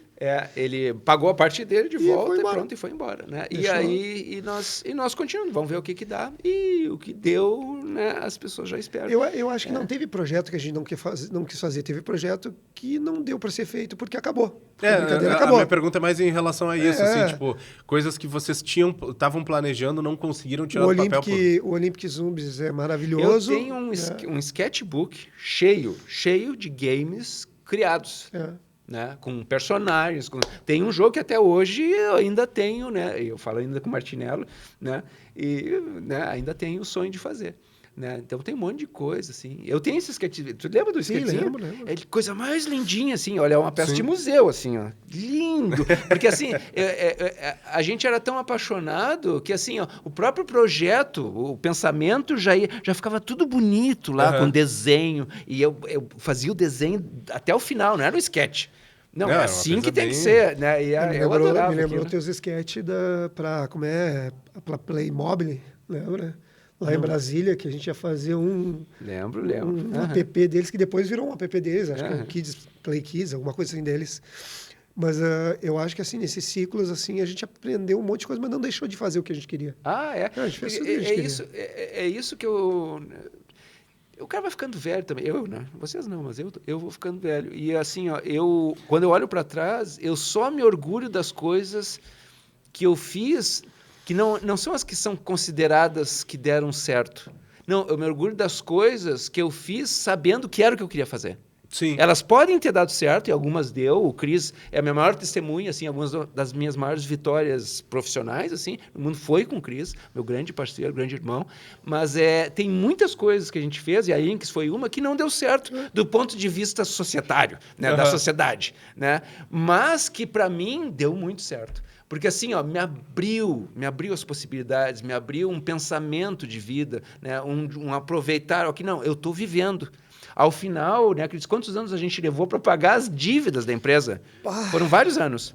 Né? Eu me lembro, eu tinha uma planilha, né, que era a planilha das dívidas, né, de cada um dos 1 milhão de empréstimos que tinham que ser pagos. E eu me lembro que, esse ano eu vou fechar 2. Uma vai ser em março e a outra vai ser em novembro. Eu me lembro tu me contando essas coisas. Né? E aí... E, gente, era um sofrimento, né? Não, tu imagina que a gente, quando quebrou a empresa, a primeira coisa, a orientação do contador era: paguem as dívidas trabalhistas, os meninos, para não ser presos, não pegar os bens de vocês. Não, a gente não tinha dinheiro para fazer isso. Então a gente negociou com os guris assim, nós vamos tirar um empréstimo, tanto para ti, tanto isso, mas... tal equipamento, entra na conta. Pode ser, cara. A gente imagina que ia sentar com cada um e fazer isso, tristeza. Não, tristeza, era uma tristeza, assim, tudo, né? Mas só para finalizar, assim, eu tenho um imenso orgulho do que a gente fez lá na Inix, né? Por quê? Porque a gente não tá aqui para ganhar dinheiro, a gente tá aqui para viver. Por isso que eu acho que a E a frase... Ilinx foi assim para mim. Desculpa, Cris, mas eu me empolgo, porque assim, ó, a Ilinx para mim foi, primeiro, uma história da amizade que eu tenho pelo Cris, mas uma história de realmente, eu vou fazer o que eu quiser fazer nessa vida. Se der errado, eu pago o preço. E nós pagamos por anos. O preço... Mas eu queria dizer assim, uma das coisas que a gente olhando para trás é a frase que tu fala sempre, que tu disse que a gente pagou um segundo doutorado, eu e o Marcelo. Basicamente foi isso. E a gente aprendeu pra caramba, assim, tanto que a gente... Parte do respeito que depois dessa época vem também é por ter feito tudo isso. A gurizada de mercado nos reconheceu na época, porque, cara... 2 professores, pesquisador, galera que era de publicidade, que foi, botou as caras lá e estava junto com a gente fazendo, abrindo coisas que os outros aproveitaram melhor que a gente, né, do que a gente mesmo. Por quê? Porque aí é que eu entrar outra coisa, que pós a gente ter quebrado, os caras vieram dizer, não, olha, uma das análises, então são um artigo sobre a gente, lembra? Que a gente fez com o Duchamp e tudo sobre a empresa. Uma das análises que os caras de administração dizem, olha, vocês quebraram muito porque vocês não têm dedicação para a empresa. No meio de tudo isso que a gente está falando para ti, tecnologias, mobile, vendas, viagens, descobrindo, governo, isso aqui, cara, a gente tinha que dar aula, a gente ia coordenar cursos de graduação, a gente ia... Cara, era uma vida... E como é que vocês conciliavam isso, assim? Tipo, porque tipo louco. É isso, são 2 carreiras que, por si só, elas já são estressantes o suficiente, sabe? Aí tu junta as duas... Era tipo eu acho que a vida do brasileiro é essa. Mas era tipo louco. Agora... Talvez tenha nos faltado tempo de dedicação para as empresas para poder dar certo. Ela teria como dar certo. Teria feito diferença. Ela teria dado certo. Se a gente não tivesse também o nosso garantido, talvez a gente tivesse uma outra visão também de como fazer aquela coisa. Então, estava uma loucura naquela época. Então, o que nos quebra é esse momento. Então, que entra o sócio, a gente transfere para entretenimento, vai viver aquilo que é gostoso, que disse o Marçal, mas que para nós, cara, foi um ciclo de 4 meses, fez o Olympic Zooms. A gente achou que ia dar certo. O trailer é maravilhoso, o joguinho é maravilhoso. Só que no final das contas, quer dizer, tu esquece... Não vendeu. Tu esquece que é mercado. Tu esquece que tá assim, ó. A gente achava que ia dar certo, né? A gente disse, desceu 40 mil, mas não, apesar de ser maravilhoso, não virou, não teve break-even. Não pagou as contas. Não pagou. E a gente ainda tentando os zungs, até que o momento que o sócio diz, olha, eu estou picando a mula. Estou saindo, pago aqui a parte que você toma e me mandei. Dá o quê? 3 meses depois a gente está quebrando. A gente está na decisão de, olha... Não, uma tristeza medonha, assim, porque a coisa de... Claro, tu fecha coisa, né? Tu fecha, é um encerramento mesmo. E aí, pior ainda, porque o encerramento se distende do tempo por causa das dívidas. Eu me lembro... Assim, a gente chegou a um momento que, em vez de ter as reuniões para conversar sobre as coisas que a gente estava, os projetos que a gente estava fazendo tudo, era assim para ver, cara, as reuniões é antes de ir para o banco X para convencer um burocrata a nos dar empréstimo. Porque assim, o banco te empresta o que tu quiser. Quando tu não tem dinheiro, já não empresta mais. É assim que é o banco, né? Esse é o negócio deles. Então, se tu tá bem... Toma. Vem é fila, assim, tu pega com o juro que tu quiser. Né? Se tu tiver mal... vai pedir para tua tia, para tua avó, porque aqui o banco não é para isso, né? Então, esse era o... E a gente não pegou a fase de editais, de algumas coisas hoje que tem de cultura, essas coisas, não. A gente estava naquela fase mercadão, na verdade, a gente um pouco ajudou a moldar os editais, isso, né? Porque assim, a gente convenceu muita gente dentro dos diferentes governos que não, olha, é importante ter edital, porque assim, não é uma coisa só de apoio à cultura. Não, a gente está falando de dinheiro. Né? Sim. E aí, por exemplo, no final, a própria associação aqui gaúcha foi isso, né? Porque, assim, pessoas do governo diziam, não, a gente acha legal, porque era assim, era o hype, eram os games, né? Ninguém sabia o que era, mas era legal, era cool, era massa, né? E aí esses caras estão fazendo, né? E assim, mas Marçal, Cris, a gente não tem como conversar com vocês, porque vocês são pesquisadores. Mas cadê? Não tem uma entidade com quem o governo possa negociar. Não tem uma entidade com quem o governo possa dizer assim, olha, nós nessa secretaria nós gostaríamos de mandar um recurso, mas a gente não pode mandar um recurso para a Ilinx, nem para a universidade, né? Ou não esse, né? Agora, se vocês se organizarem, e assim, enfim, a gente conhecia todo mundo, né? Mais ou menos, né? Na época, assim, e a gente começou a almoçar junto, né? Que foi isso, assim. Mas achei uma coisa legal no pós-quebra, cara, que ela perdura ainda, tá? Tu ainda tem dívida para pagar? Tu vai lembrar, nós fizemos 2 jogos no pós-quebra para pagar as dívidas, que isso nos ajudou. Porque o nome e nos conhecerem, essas coisas, Tia, vocês ainda estão fazendo jogo? Como é que tá o negócio? Qual é o projeto que tu Depende, tem? tu tem dinheiro para pagar? Temos, fazemos. Então, mas é uma mudança de modelagem de negócio que deu uma segurança, porque aconteceu. Foram 2 projetos. Isso. Um para a empresa brasileira de comunicação, para a EBC, e outro para uma entidade de Fábrica. fábricas, Indústria. Esses 2 projetos. Eu não me lembro agora exatamente, foi 13 e 14, alguma coisa assim, porque... Não, 14 e 15. Quebrou em 12, 13 a gente passou o ano sabático, meio chorando, e 14 e 15 apareceram esses 2 projetos, um ano cada um. E aí apareceu e disse, vocês estão fazendo, nós precisávamos de um jogo assim, estamos fazendo esse jogo. A descrição, os parâmetros do escopo, o escopo é esse. E aí eu sentei com o Marcelo, tá? Dá uns 150 mil agora, 150 mil. Deu esse orçamento. Tia, mas tu vê... Tá, não quer? Beleza. Porque como a gente estava quebrado, já tinha pagado as dívidas, os guris, que é uma outra história interessante, Close, Thiago Martin, o outro Thiago, o Bruno, tudo, montaram uma empresa, formalmente não, mas um movimento ali. Se juntaram ali. Que é a Otus, né, na época, que depois foi absorvida lá em Brasília pelos guris da Behold, agora lembrei, do Saulo, né, na Indie Warehouse, que eles montaram naquela mansão lá. Os guris... Do BBB. Os guris pegaram alguns equipamentos com Nocos, foram pagos, né? E, cara, eles iam para dentro da biblioteca da Fevale com os iMac de mesa para montar, para fazer a iniciativa deles. Móvel, Era a empresa deles. Nós não tinha nada, nós já tinha pago tudo, estava pagando as coisas, mas já tinha pago eles e tal.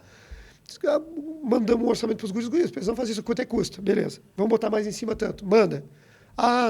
Não dá, tá meio alto. Beleza, então, está alto. Como a gente estava com custo zero, só dívida, beleza.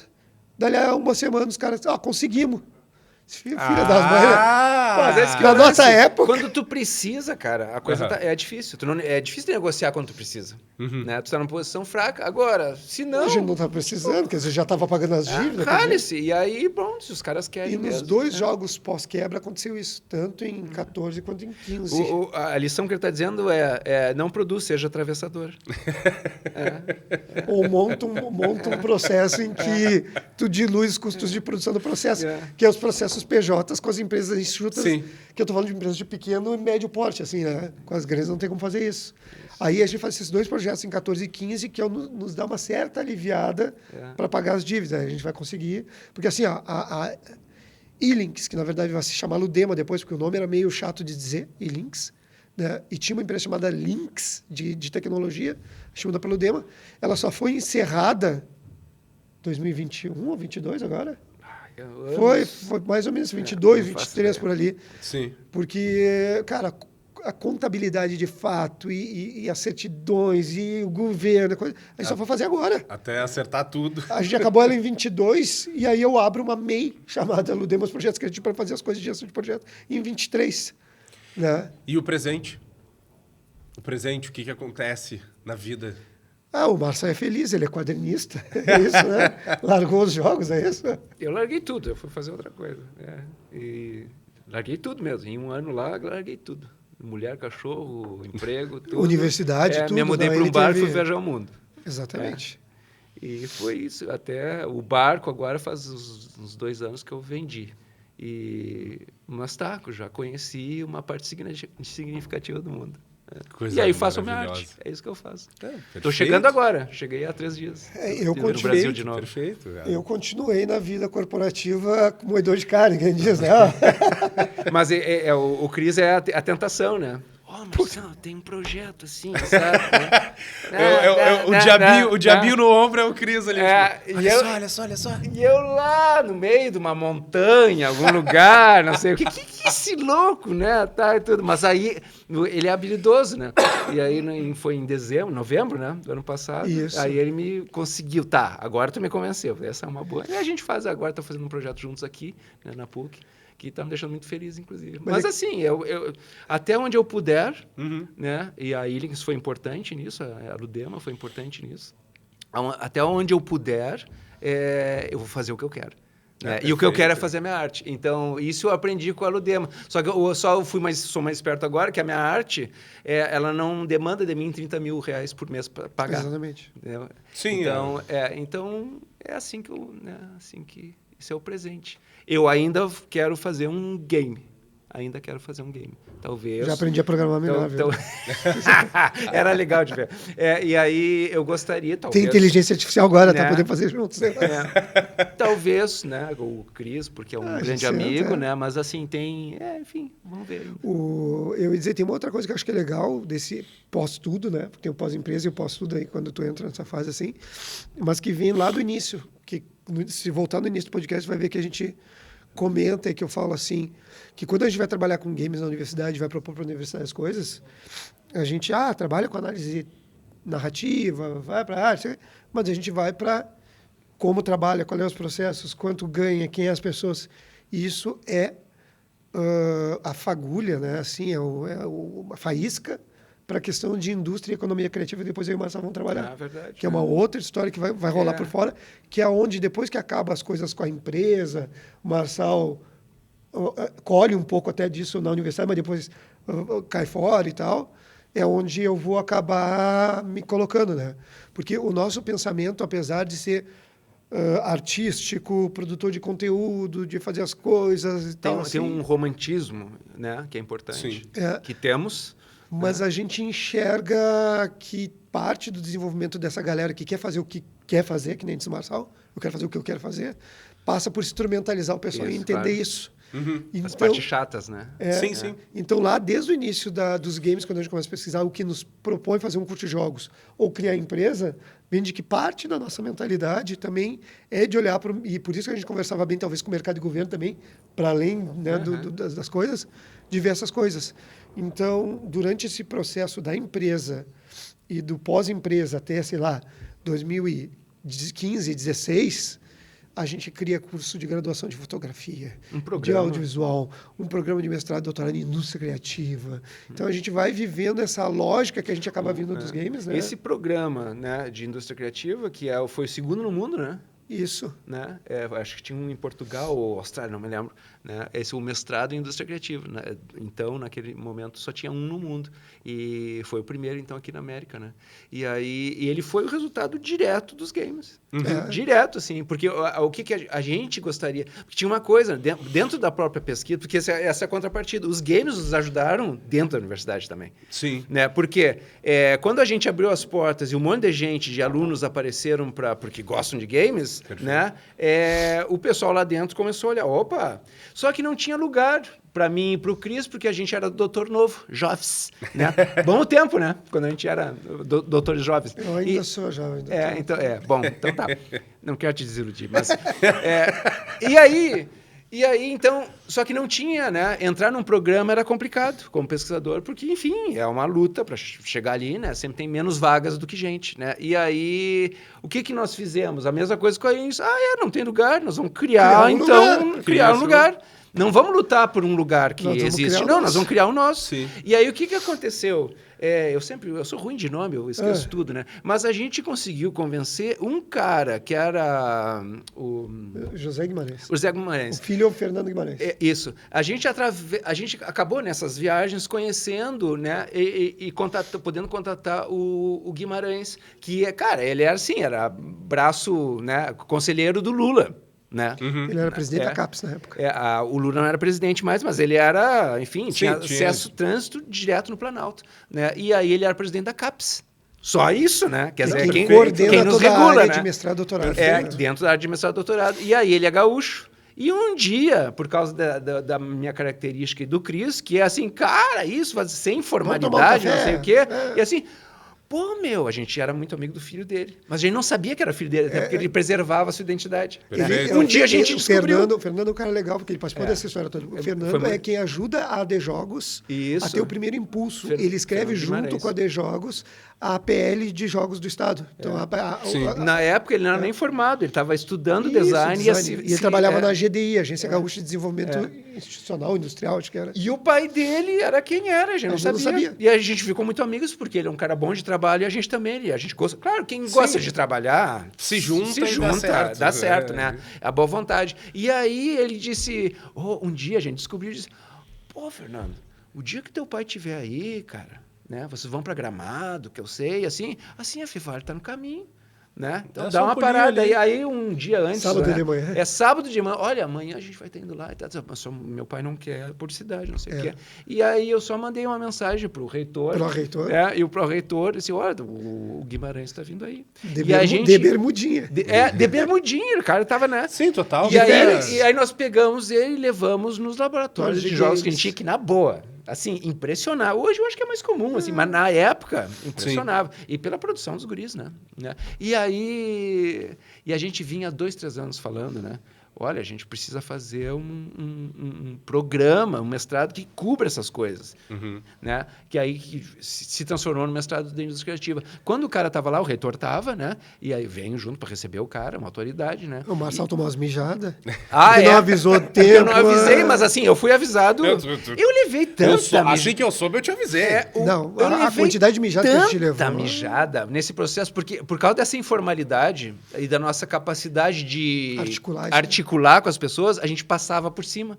Sim, era porque era muito mais sem rápido, querer. tudo, não era de propósito. Não, e sem querer, assim. Sim. Como é que eu ia saber que o cara que se tornou um amigo meu era o filho? Porque ele nunca me disse. E até porque se a gente formalizasse essas coisas, as pessoas não iam querer. Não iam querer. Ele foi na informalidade. E na informalidade chegou e disse que, não, na frente do reitor. Eu nunca vou esquecer. Porque a gente vinha dizendo. Né? E aí, na frente do reitor, disse, tá, mas por que eu lá na CAPES ainda não recebi uma proposta de mestrado? Tá aí. 2, 3 meses depois, né? E assim, foi um dos... Agora eu não sei, né? Mas na época foi o único programa de mestrado... Aprovado né? de primeira. Aprovado de primeira, assim. Sim, aprovado de primeira. Não tem nenhum assim, olha, muda isso, adendo, nada. Muda isso. E aí o que aconteceu? Nós entramos para pesquisa no mestrado que nós inventamos. Né? E aí a gente foi... E realmente, os games foram fundamentais disso. Então, foi uma... Mas eu acho que tem outra coisa também, assim, porque tudo a gente está falando que radia dessa experiência da Ludema, né? Porque a gente tem muito essa mania de querer propor algumas coisas e a gente se sujar no chão de fábrica dessas coisas. Tanto que morreu uma época a proposta, por causa da pandemia, nós tínhamos uma proposta de um curso de produção fonográfica, produção em música, negócio em música, a gente monta a banda, tudo. Então a gente tem essa brincadeira de, cara, se a gente tem que entrar para uma área, a gente se suja e vamos brincar. Então, assim, a Ludema, enquanto motor dessa história, ela foi muito importante para a graduação, para a pesquisa, para tudo que a gente fala. Porque às vezes tu vai contar essa história para alguém e vai dizer, não, é por causa da pesquisa que isso... Não, ali foi um motor importante. E os games acabam sendo um motor importante para uma série de coisas. Para a indústria criativa.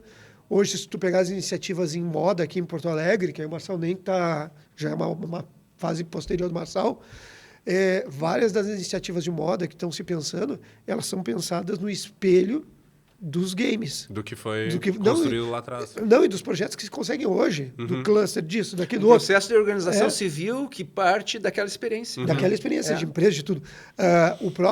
Os ecossistemas de audiovisual da Secretaria de Cultura hoje são pensados em função da experiência dos games. Tanto que é a fase que o Marçal já pega pós-Marçal, que acho que foi o quê? 17, 18, que tu sai ali da Fevale, né? E eu começo a ser chamado para mostrar o que é essa história toda. Né? Como a gente começou, o que foi a empresa, o que foi o programa de pesquisa, o que é as políticas públicas. E, cara, começa a inundar. Audiovisual que é isso, moda que é isso. Então, a indústria criativa começa a dar um... Então, o que é pós-empresa? É essa fase que o Marçal mesmo, ele está na indústria criativa, ele vive a arte dele, os quadrinhos, toda a experiência que ele pegou, ele vai apontar para ali. E eu só continuo sendo o que a gente brincava de um burocrata, né? Não é verdade. Ainda estou nessa fase de burocracia. Né? Tá, então deixa eu... acho até que a tua visão é uma visão de quem está inserido e eu vou querer também saber da tua visão de quem esteve inserido, saiu, tá agora nesse momento. A visão, como é que vocês veem o mercado atual gaúcho de produção de jogos, sabe? As empresas, o que está acontecendo, empresas sendo compradas, sendo vendidas, não sei. Como é que vocês veem isso? O que vocês estão vendo? Eu vou começar falando, até porque o Marçal acho que ele acompanha um pouco menos e de repente ele consegue, né, vir na minha fala por causa da experiência dele. Mas assim, pós-Ludema para nós, né? Então eu estou falando isso aí, fecha em 12 para 13, a gente tem uma experiência em 14 e 15 ainda, mas a gente está se afastando, eu e o Marçal. A gente está vivendo o circuito da indústria criativa. porque tudo aquilo nos levou para outro local. Tanto que 14 começa o mestrado. Né? Então, a gente vive aquele circuito ali. E a gente deixa o cenário, na nossa visão, assim, bem organizado e de pé, correndo com as suas próprias pernas, com o que a gente pode contribuir mercadologicamente, com pesquisa ou com articulação de governo. Porque a gente está falando de APL de jogos e nascimento da D-Jogos em 2012. A gente está falando de reestruturação da Abra Games, que o Marçal foi vice, eventos nacionais. Então, a gente viveu, porque a gente não está falando aqui em detalhes. A Abra Games era completamente morta. Existia, mas totalmente tu vai ter, ausente. Se a gente fosse detalhar, tu vai ter movimento da Abra Games recordando, tu vai ter a CI Games, tu vai ter um monte de coisa com a SB Games. Então, o movimento da Ludemy, daquele negócio, deixa tudo, na nossa visão, bem estruturado. Né, mais estruturado. E a gente vai viver uma história com a indústria criativa. 14, 15, apesar de fazer um game ou outro, era para pagar as contas, era para pagar a empresa. 14, 15, a gente vai viver isso. Na minha visão, as empresas, como é que eu vou dizer assim, era uma segunda fase, né, fase 2 da Marvel. Tá? As empresas, Epopeia, Easy Play, vão começando a crescer, vão tomando nome. A Aquiles já estava no seu fenômeno, Salto Loja já tinha sido comprada e já tinha quebrado o Ubisoft e Rockhead já tinha vindo. Quer dizer, tinha uma reestruturação, mas, cara, as coisas estavam lindas, elas estavam indo e a gente contribuiu. Então, nós estávamos vivendo outra história. Até que 18, o Marçal sai, vai viver a história dele, né, nessa questão da arte dele, e eu fico ali. Quando acontece o quê? Eu estou vivendo o ciclo da indústria criativa. Então, audiovisual, música, fotografia, políticas públicas começam a vir na minha vida em 19 e 20. E a minha visão de indústria de games, ela teve um hiato, vou dizer assim, de 17, 18 até 21, 22. Ali eu fiquei, tanto que nem eu nem o Marçal talvez sejamos reconhecidos por uma boa parte da galera que hoje está aí, porque teve esse hiato. Quer dizer, a gente... Acompanhe os podcasts, que daí não acontece isso de não saber de quem está sendo falado e a importância dessa galera para a construção disso, Já teve gente, eu não vou lembrar, mas já teve gente das desenvolvedoras e gurizada me contando história, que coisa que eu e o Marçal inventamos, fizemos, contando história do negócio. Teve uma minha orientanda de mestrado agora que contando coisas de games que nem ela não tinha nem noção que coisas que eu e tu que, né, falando por outras universidades e tal, eu disse, cara, tem coisa errada aí, mas vamos lá. E aí, o que eu volto? Eu volto para a fase do cenário, enxergar tudo que está acontecendo e participar, 21 para 22, quando dá o primeiro Assault Summit, e aí eu recebo literalmente uma convocação, né? O Isra, o Ivan, o Everton, né, mandam um WhatsApp escrito, vai vir no Assault Summit, e eu não queria vir de jeito nenhum, né? Porque eu estava lá no universo da indústria criativa, mais na cultura, dizendo, olha, coisa de startupeira eu vou deixar para depois, isso aqui, né? Vai. Diz, não, cara, tu tem que vir, tem um projeto e não sei o quê, e aí eu vou, e aí é o embrião do cluster de games. Do cluster. Né? Que, pelo que eu entendo, era uma política que vinha já sendo acertada, com a City, com isso, com aquilo, ia ter Nova Cluster, Fapergs e tal, e ali eu retorno. Então eu tive esse ato. O que eu vejo hoje? Hoje eu vejo uma indústria madura, eu vejo uma indústria com boas empresas aproveitando as oportunidades de políticas públicas e do que a gente tem, com mais noção de mercado, de gargalos e de instrumentalizações que nós tínhamos naquela época, tanto que assim... Era o faroeste, né? Era um faroeste. Tanto que o próprio Brasil começa há alguns anos, não é muito tempo, os ciclos de ir a feiras de games internacionais, realmente business to business, e os round meetings, essas coisas, então está muito mais madura. Mas eu vejo um problema... Que começou conosco. Sim, mas começa um... Conosco, né? Não entendo mal, não foi eu e ele, né? Mas começou naquele momento, a gente participou. Né? Agora eles estão bem mais intensos, assim, estão tirando frutos disso. Mas eu vejo um problema, pelo menos aqui para nós, não vendo todos os mercados, cenário, mas o gaúcho, em que a gente tem alguns players muito bem posicionados e subindo, e a nossa base da pirâmide devagar. Pouca base para subir e ter mais gente, e sempre, né, sempre os mais consolidados conseguindo fazer alguma coisa. E isso vai dar um desgaste, na minha visão, na articulação governamental e acadêmica. Porque a gente vai sempre chamar os mesmos e já vai estar desgastando, não pela parte dos alunos que vão ver só, mas de ser cansativo para quem vem todo o tempo. É sempre os mesmos. E no governo, ver sempre as mesmas pessoas aproveitando, vai dar aquela sensação de, porra, estou fazendo política sempre para os mesmos. Né? Então, eu vejo um cenário que se a gente não aumenta a base, vai dar colapso nos próximos tempos de alguma maneira. Pode ser que as de cima sobrevivem legal, já estão encontrando seus negócios, mas a gente vai ter de novo, sei lá, um circuito de gap aqui. Né? Então essa é a minha visão hoje do cenário, sim, mas eu só pude voltar por causa do cluster. O cluster serviu a tudo que queria? Não foi nem de longe tudo que a gente queria impactar.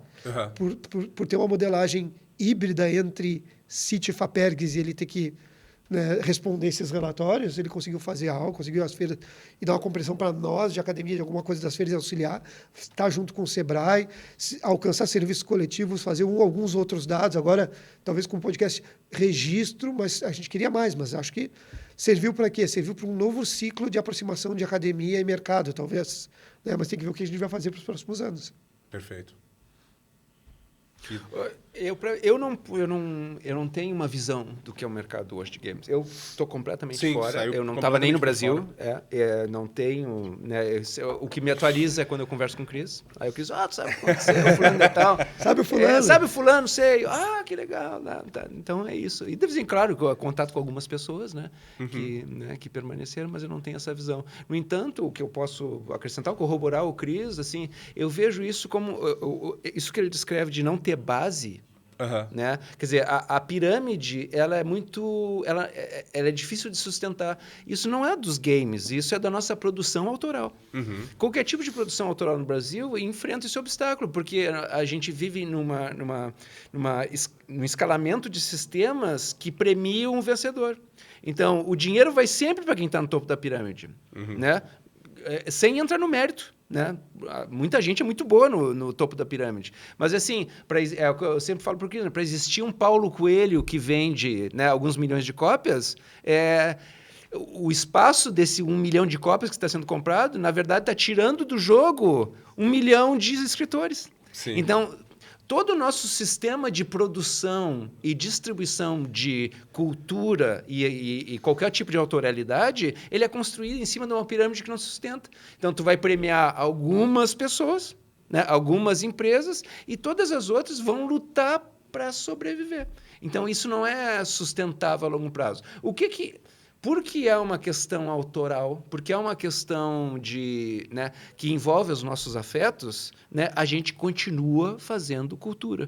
Então, os games continuarão sendo feitos. Sim. Por quê? Porque a gente gosta. Porque gosta. Porque gosta, né? Então, a gente tem que só sobreviver tempo suficiente para talvez entrar numa onda dessas. Mas entrar numa onda não resolve o problema que nós temos. O problema que nós temos tem que ser resolvido ao reestruturar a nossa maneira de pensar. E eu quero só para finalizar a minha fala, assim, eu vejo uma coisa assim, enquanto nós continuarmos pagando, eu sei que é uma fala antiga, mas enquanto nós continuarmos pagando R$300 por um blockbuster e não pagamos R$10 por um game feito aqui no Brasil, nós simplesmente não conseguiremos fazer essa sustentabilidade. É simples assim. Né? Então, nós amamos, não é culpa nossa, é também culpa nossa, mas nós amamos o que vem de fora. Nós amamos, os nossos afetos é construído para o que vem de fora. Por quê? Porque eles dominam tudo. Não, é tão verdade que os próprios games que a gente faz, eles têm cara como se tivessem vindo de fora. Né? Isso. A gente quer fazer o game que não é nosso. A gente faz um Olympic Zombies da vida, que parece uma corrida de zumbi meio maluca com Mario Kart, mas parece um game de fora. Parece uma coisa feita... Então, isso precisa mudar. E essa mudança é uma mudança consciencial, ela não é uma mudança... Né? Depois de haver a mudança consciencial, ou seja, as pessoas começam... Eu vou ver um show em agosto agora aqui em Porto Alegre, do Pat Metheny, que é um músico que eu adoro. Né? E vai custar quase R$1.000. Agora, se eu estou aqui... Ontem teve um show de um amigo meu, e eu pensei em não ir, entendeu? Pagar 30 pila por show dele. Eu fui. Mas, assim, a maioria de nós não faz isso. E, assim, na boa, assim, não é comparar, porque a arte e a arte eles são incomparáveis. E os games são assim, o que eles nos entregam é incomparável. O game que tu pagou ali, quantas vezes tu não pagou R$10 por um game e ele te deu muito mais prazer, ele te deu muito mais ideias e aquela chispa, né, que o game dá, do que aquele grande blockbuster que tu pagou R$300. Né? E é igual a todos os outros. Vou botar uma lenha na fogueira, porque o cara fica comprando todo ano COD esperando uma coisa diferente. Não dá certo. Agenda né, de lançamento de blockbuster. Olha, em março eu vou comprar esse que vai ser o lançamento. Em abril eu vou comprar esse. Não, mas é que se tu olhar a lista dos jogos mais vendidos na última década, eu fiz um artigo com um aluno meu no laboratório uma vez. São só continuações os jogos mais vendidos. E Só cinema- mods, cinema Xenoblade, também. Super Marios, tudo são As continuações. novas IPs estão... São tudo continuações. Ou remakes, né? É. A não ser, de repente, realmente das grandes desenvolvedoras ali, que daqui a pouco se autorizam a lançar uma IP nova e que vai Sim, vender sim. porque tem o nome da... Tu vai ter esses estouros nas grandes ou nos indies também, mas é essa coisa que o Marcelo disse. Quer dizer, para te ter um indie que estoure, tu tem que ter 50 mil, 1 milhão que se ferraram. Tá, a gente tá assim, caminhando mais para um final assim, de papo. Ainda tem um tempinho, mas eu queria puxar o momento fofoca, o momento... Vamos falar mal de alguém? Não, o momento...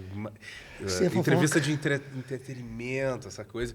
Eu queria saber de vocês, assim, tipo, pessoalmente, o que levou vocês a quererem trabalhar com jogos, sabe? Qual foi, daqui a pouco, a primeira experiência? Putz, quando eu era piá, eu joguei tal jogo e esse jogo mudou minha vida e eu quis... Eu quero saber disso, assim, tipo, o que levou vocês a entrar Pode ir, nessa? pode ir. Tá. O que eu falei agora, eu falei de afeto, né? Conceito de afeto. Nós não vamos construir um país sem ter afeto. O que acontece hoje? Nós não construímos esse país porque o nosso afeto está fora. Né? A gente quer ser Miami, a gente não quer ser Porto Alegre. Né? Com tantos lugares, né, Cris? A gente quer ser Miami. Bom, por que a gente quis fazer... né? O Cris eu sei que também, porque eu conheço ele. Mas por que eu quis fazer game? Porque em algum momento importante da minha vida, quando eu era adolescente, eu vi o Super Mario. Donkey Kong. O Donkey Kong Country. Quando eu vi aquilo... Eu sou um artista, né? Eu não sabia nem o que fazer comigo mesmo. Porque aquela estética, foi a primeira vez, foi um jogo importante, né, na indústria. Aquela estética, que era 2D, mas feita em 3D, né, com aquela música, aquela qualidade, eu não conseguia parar de jogar. E assim, eu não precisava nem jogar. Porque assim, eu alugava, porque eu não tinha, né? Não tinha o console. Eu alugava o console pelo fim de semana. E a minha família... Em Bagé, sim. Em Bagé, né? E a minha família, cara, eles enlouqueceram quando viram. Tu imagina, minha mãe tinha, sei lá, tinha uns 300 anos. E ela olhou, bah, que coisa bonita. E que músicas bonitas. E aí, o que acontecia? Eu alugava na sexta-feira e entregava na segunda-feira de manhã. E aí, cara, a família inteira ficava na volta daquilo. E aí, eu vi aquilo... Eu conseguia eu tinha não sei quantos anos. 14 ou 15, eu não sei. Não me lembro. E aí, mas eu vi e sabia, isso aqui é uma coisa muito grande. Que não era o Donkey Kong. Mas havia um processo de abertura que responde a isso que eu disse, o afeto. Né? Então, eu quero fazer isso. Eu quero fazer isso. E eu me lembro, só para fechar essa coisa do afeto, eu me lembro um dia que o Cris me chamou. A gente estava na universidade, assim, cara, tem um negócio aqui, tu nem vai lembrar. Tem um negócio aqui, vamos lá no estúdio, né, no estúdio da TV, né, eu entrei lá, eu trabalhava no estúdio da TV na universidade quando eu entrei. E aí, vamos lá, quando eu entrei no estúdio da TV, né, eles estavam jogando Katamari. Ah, sim. E aí, cara, o que eu posso... Eu não sei nem como descrever, assim. Katamari Damacy. Sem falar da música, que é absolutamente genial. A qualidade... Assim, mas a ideia de ter aquela bolinha que ao girar e absorvendo mais e ficando maior... Eu acho que ali nasce o Ludema, sabe? Porque, assim, o que tem nesse jogo que é tão incrível, assim... Não, isso é jogo mesmo. Não é narrativa, não é... Não, é jogo... E sabe... É gameplay pura. Mas não era aquela coisa de, não, o jogo não precisa ter narrativa. Não, era além disso. A gente, não, isso aqui é a pura essência do que um jogo é. Aquela satisfação, eu quero fazer por querer fazer, né? Que é a menor unidade do jogo, que a gente depois, a gente nomeou o conceito como Ludema. E a vai menor ser o nome unidade. da empresa depois. Sim. Então, tu vê, né? Isso foi, né? E é isso, quando um game ocorre, né, ele não ocorre sempre, a maioria das vezes ele não ocorre, para mim, enquanto experiência estética. Porque assim, um game é libertador quando ele vira experiência estética. O que é experiência estética? O teu universo se expande. Seria a estética no conceito da sensibilidade. Isso, né? sim, Estética, não é só a imagem, visual, não. imagem, Estética é o sensível, né? É a tua sensação, consciência alguma coisa... Eu não entendo o que está acontecendo, mas alguma coisa aconteceu. A minha reação com Sonic 2. Isso, é isso. Minha Todos reação nós com temos Sonic essa 2. história. Todos nós fomos pegos por isso. Né? E é isso que e aí eu fecho o passo por Cris, mas é isso que eu falo.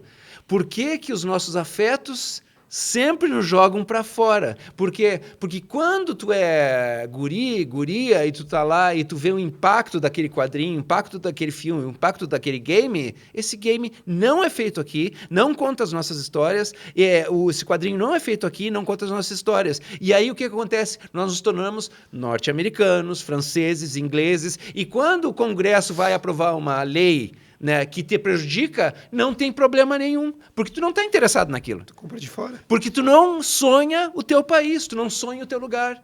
Enquanto nós não resolvermos isso, que é consciencial, todo o resto não se... Essa é a minha visão, né? Eu posso estar errado.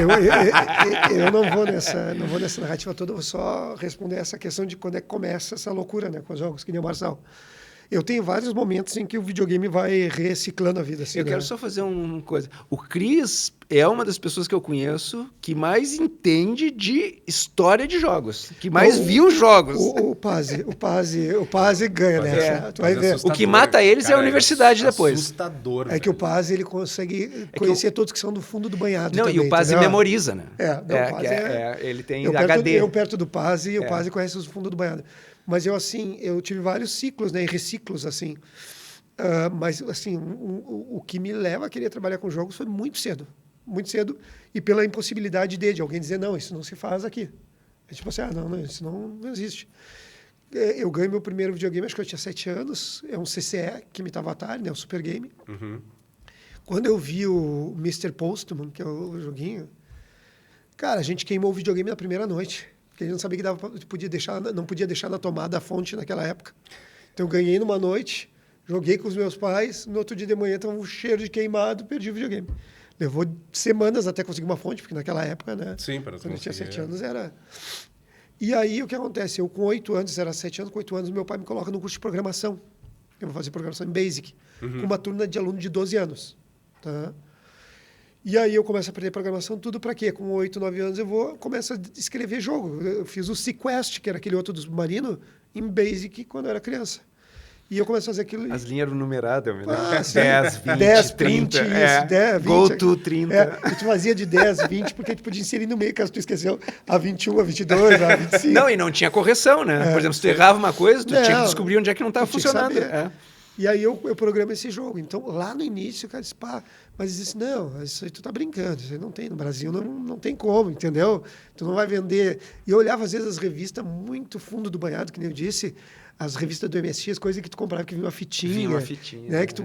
Mas era uma coisa muito de comunidade, então não vai acontecer. Esquece a tua vida, que isso aí não vai ser. E aí eu tive o ciclo depois do Super Nintendo, como o Marçal, que vai vir Super Mario World. Claro que eu vivi o ciclo Nintendo também, mas eu digo assim...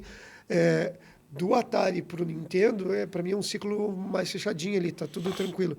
Quando vem o Super Nintendo, eu não sei porque dá uma outra fagulha e diz, cara, tem que dar para fazer. Eu acho que estava entrando a tecnologia para nós de gravação de CD, ISO de não sei o quê, e eu olhava e disse, cara, uma hora a gente vai conseguir fazer essas coisas com facilidade, porque na época tu pensava em fazer game, ou tu programava na braço puro, que era uma coisa horrorosa, ou os kits de desenvolvimento não eram para a gente, eram exorbitantes, as coisas nunca iam dar para a gente comprar aqui, então... Mas começava aquela galera de informática a fazer jogo ali, né? E aí daqui a um pouco veio o PlayStation 1, o ciclo PlayStation ali, que foi o encantamento que eu tive, que aí quando começa começa a abrir as ISO, dá para substituir imagem, fazer mod, tu diz, cara... Está começando aqui a coisa, está começando. Mas, no fundo, isso tudo foi um movimento que começa lá na programação e no Atari, para que quando a gente pudesse, eu acho que esse foi o sentimento que eu sempre falo para a galera, eu acho que o Marçal vai ter o mesmo, a gente acaba criando um curso de graduação de jogos, que era o que a gente queria que tivesse tido na nossa juventude, na nossa infância. Eu queria ter feito jogos. Sim. Não pude. vivi toda essa experiência que a gente fala com a empresa, meio que programa, meio que faço aquilo, passamos, quebramos e tal, porque eu queria ter, com 18, 19 anos, 17 anos, ter tido a possibilidade de entrar numa universidade para fazer jogos. Né? E a gente acaba criando o curso muito, acho que nessa vibe, né? De proporcionar para a galera aquilo que a gente queria ter tido e dizer, ó, dá para criar, dá para fazer, vocês podem viver disso. O que era um horror no início, recebi um monte de pai achando que, né, uma das mais vai... Pá, mas vai ter mercado meu filho, mas ele só está fazendo joguinho, mas ele não vai virar satanista, não sabe? Não, aparecia de tudo, assim. Então, cara, começa muito cedo, porque a gente ama jogos, a gente ama jogar, a gente ama pensar, fazer. E eu tenho essa coisa que o Marcelo sabe muito do cientista, né, de quebrar as coisas do how-to e tentar, cara, vou fazer que nem os caras. Vamos fazer, dá para fazer, dá para mexer aqui. E ainda tem um MacGyver por trás, né? Dá para fazer com pouco. Dá para se virar. Dá para se virar e fazer com pouco. Então, esse é o lance, né? Tá, então, e uma última coisinha, então. Uma recomendação que vocês deixam para a galera que tá... Uma recomendação de jogo mesmo, para a galera que tá nos... Recomendação de jogo? De jogo. Seja jogo que vocês trabalharam, seja jogo que vocês Qual é acham... que quer saber? Aquele maravilhoso... É um dos jogos mais geniais que eu já vi. Que o cara, num momento, o cara pega o peixe, corta o peixe e tá... Ah, sim. What Remains of Edith Finch. Eu acho esse jogo uma das coisas mais... Acho que a gente ficou com o artigo inacabado sobre ele, né? Ele é uma obra de arte. Uma obra de arte que, para mim, eu amo literatura, né? É assim, ele tá num nível de altíssima literatura. Eu acho uma das coisas mais geniais que eu já vi. E acho que aquilo é o exemplo de como um jogo pode mudar a tua vida. Assim, ó, porque assim, ele abre. Ele é uma coisa... Ele abre. Assim, como é possível que as pessoas pensem uma coisa dessas? Não, então, como é que é o nome mesmo? What Remains of Edith Finch. Se eu não me engano, ele ganhou o jogo narrativo do ano por aquele prêmio... Como é que é? Esqueci o nome do prêmio, mas é um prêmio mais social dos games, daqui a pouco eu vou lembrar, né? E foi 2017, talvez ele tenha ganho 16, ele tenha ganho o prêmio de narrativa do ano. 16 ou 17. Por ali, ele deve ter ganho isso aí. Mas esse jogo é maravilhoso, né? São 10 histórias de morte da vida de uma família, né? Cara, é fenomenal. E quebrando tudo, quebrando todas as regras. Sim, arte. É outra... Arte. O que ainda ele tem uma loucura, se tu olha o processo de desenvolvimento dele, que ele era para ter sido um jogo de mergulho. Se tu falar quando tu vê, eu vi entrevistas coisa do tubarão, né? Isso, eu vi entrevistas da desenvolvedora, a primeira coisa era fazer um jogo de mergulho, eles começaram a desenvolver algumas coisas e dali a pouco surgiu aquilo. Eu vou para uma coisa mais simples, que é mais das minhas paixões, que eu não falei aqui, tá? Mas assim, eu sou aficionado, não aficionado no sentido de ser tão detalhista nisso, mas por jogos de terror. Né? Eu gosto de jogo de terror. E quando eu estou falando de jogo de terror, eu não estou falando de Resident Evil e Silent Hill, que são terror, mas é survival horror. Então, tu tem gritaria, tiro, não sei o quê. Até eu gosto do Resident, assim. E eu ficaria um podcast inteiro falando da primeira fase, da fase intermediária, da nova fase e tal, e vendo assim. Mas eu estou falando de um jogo que, para mim, é uma das minhas paixões, que me revive no PlayStation 1 e 2, depois ali, gostar de jogos mesmo, que é Fatal Frame. Né? Que é um jogo de terror japonês. Né? Que é sensacional. Então, Fatal Frame 1, 2, 3, 4... Foi o Fatal Frame que a gente perguntava... A gente fez uma pesquisa informal. Né? Tu joga Fatal Frame? Jogo. E tu joga sozinho? Não. Não, joga de sozinho? jeito nenhum. Não. E aí uns falou assim... Não, eu jogo sozinho. Tem um que jogou sozinho. E não tem ninguém em casa? Não, mas a minha mãe tá lá. Porque a gente queria saber se alguém jogava sozinho em casa, sem nada, assim. Ninguém joga. Né? Porque ele consegue passar essa sensação do horror psicológico, né? Total. Então, 1, 2, 3, 4, 5. E aí eu vou numa série de jogos de terror, né? The Calling para Wii, Forbidden Siren, lembra? Que também é sensacional. Que tu joga... As linhas de tempo. Isso, né? as linhas de tempo. Não me lembro quantas histórias quebradas que tu vai jogando ciclos. Então, jogos de terror, para mim, assim, são jogos sensacionais para a pessoa de experimentar. E-Links. E-Links, essa sensação corpórea. Eu não consigo jogar no VR. Eu tenho VR... Não consigo jogar um jogo de terror no VR. Mas isso é o vinho, gente. Com vinho é mais difícil. Porque tamanha sensibilidade que causa num desses negócios, assim, para mim, são os jogos sensacionais. Que maravilha. Esse papo que a gente está tendo hoje, para mim, é o papo mais massa de se ter, porque, na real, eu fico aqui só jogando umas bolas e vou deixando vocês falando, porque, porra, que história maravilhosa. é muita coisa para aprender mesmo, para levar para a vida, enfim. Vocês gostariam de deixar uma palavra final, alguma coisa, arrobas para seguir, enfim, tipo, também para a galera conhecer, ir atrás também de vocês, do que vocês fizeram, do trabalhos atuais, trabalhos antigos. Enfim. Cara, eu só vou agradecer, e aí, quando tu diz das trocas de chapéu, né? Aí, como coordenador do cluster, por tu estar conduzindo o Paz e o pessoal, o podcast, né? Apesar de fazer parte da história que a gente contou das coisas aqui, eu acho que esse ciclo está sensacional agora, né? E aí, se alguém quiser ver os trabalhos, é seguir o que a gente está fazendo na academia hoje, né? Hoje eu estou na PUC, então, pesquisas, a especialização, as graduações, a história continua, aquilo que a gente falava dessa fase de indústria criativa, de setores, de tentar fazer com que a galera possa fazer o que quer fazer. Então, se tiverem a fim de contatar e conversar, eu estou sempre aberto. Mas, no mais, é agradecer a galera que for ver, for compartilhar, e a ti, o Paz e a galera toda que está produzindo isso aqui, porque... Quantas vezes, né, a gente pensou em fazer coisas que guardassem a história e contassem as coisas. Bom, agora realmente estamos conseguindo fazer alguma coisa. Vai ter livro, vai ter isso, vai ter aquilo, entendeu? Não parece importante quando a gente é jovem, né? Mas é muito importante. É muito importante. Documentação histórica. Documentação histórica. Eu não sei. E talvez só a questão de... Nem sei, gente. É só... Eu tenho essa impressão, e cada ano que passa eu tenho mais isso. A gente, quando um adolescente que tem a oportunidade, que muitos não têm, que tem a oportunidade de, eu vou estudar, né, decide estudar alguma coisa que não é o que ele quer fazer, que é o mais comum, que tem que sobreviver, isso é uma derrota para toda a humanidade. Então, eu digo isso assim, porque o game, a ideia de fazer games parte... de uma... Eu quero isso porque eu entendo como isso é importante, é avassalador para mim. Porque é isso, o cara vai fazer game porque, não sei o que fazer, eu vou fazer game. Não existe. Não existe. Só faz então, é que nem o cara vai fazer literatura, um curso de literatura, porque, enfim, cada vez que um de nós, na nossa sociedade, a gente não vai na direção do que é o que a gente quer, é uma derrota tua, minha e de toda a humanidade. Esse é o meu... Eu acho que é isso que eu gostaria de falar, que é o que eu acho mais importante que eu aprendi até hoje. E quem quiser acompanhar a tua arte? Se rala. Me acha. Então, gente, a gente vai encerrando por aqui hoje. Mais uma vez, nos sigam, nos compartilhem, nos curtam, @adjogos, @clustergamers, @fapergs, @famecos.pucrs e @estudioprohub.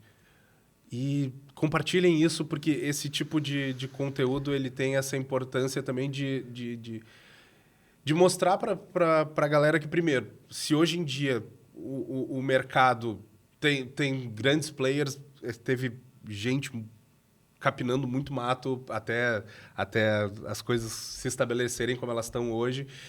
E é um mercado que está aberto para todas as áreas, para muita gente. Quem é do direito tem espaço para advogado, tem espaço para publicitário, tem espaço para artista, tem espaço para RH, tem espaço para todo mundo. E vamos, que a próxima edição a gente vai estar com a galera da... Não, pera aí. Um segundinho. Aqui. Rockhead. Próximo episódio, a galera da Rockhead. Outro papo que vai ser sensacional. Nos vemos na próxima.